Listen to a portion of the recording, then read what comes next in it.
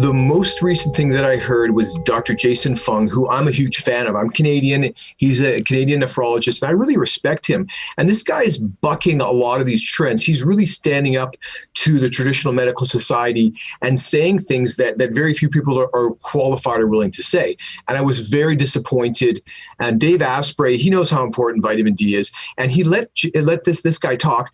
And he brought up this meta-analysis that was done. And it's one of the most stupid pieces of research I've ever seen in my entire life. And so they took all these studies. Now, when you do a meta-analysis, someone's choosing which studies to feature. So that's the first flaw in a meta-analysis, is that someone's making a choice which studies to include.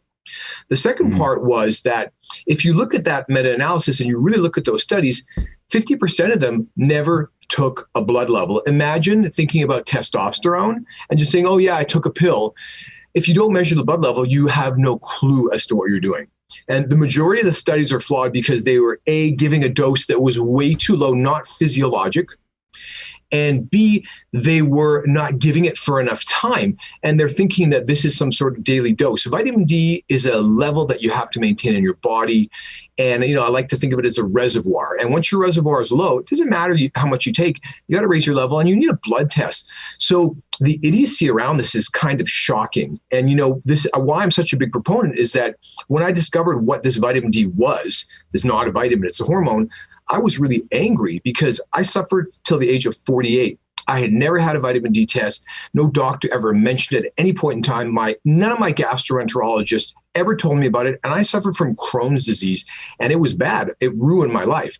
So the reason why I feature vitamin D so prominently is this is a major issue that was swept under the rug in the 1930s and 40s when another Canadian dentist by the name of Weston Price said, hey guys, this stuff is important. By observation, this dentist, he's saying, hey guys, this is really important. These vitamins and minerals are really critical. The fact that I didn't learn them in dental school, this is outrageous. The fact that it's still not taught today, it's a scandal to me. It doesn't really matter whether you get your vitamin D from food or sunlight. If you stay out of the sun, it's dangerous for a lot of different reasons. It's bad for you. So obviously, when possible, in the Northern Hemisphere, people who are living in the North, they can't get any vitamin D right now. The sun simply isn't high enough in the sky and strong enough to make vitamin D on you. That's the first thing. Now, the second thing is that this is a major missing element of all medicine. And the fact that you go to your doctor and first thing they ask you is, are you supplementing vitamin D? Let's get a level on you. You're not going to find anyone on this planet who gets their initial diagnosis of cancer and has a high vitamin D level. That doesn't happen. No one's checking people's vitamin D level. People are not supplementing. They think they're getting it from milk or from their multivitamin. And then as their vitamin D level runs down, their bodies start to literally fall apart. DoctorsToTrust.com. Please share this video with loved ones.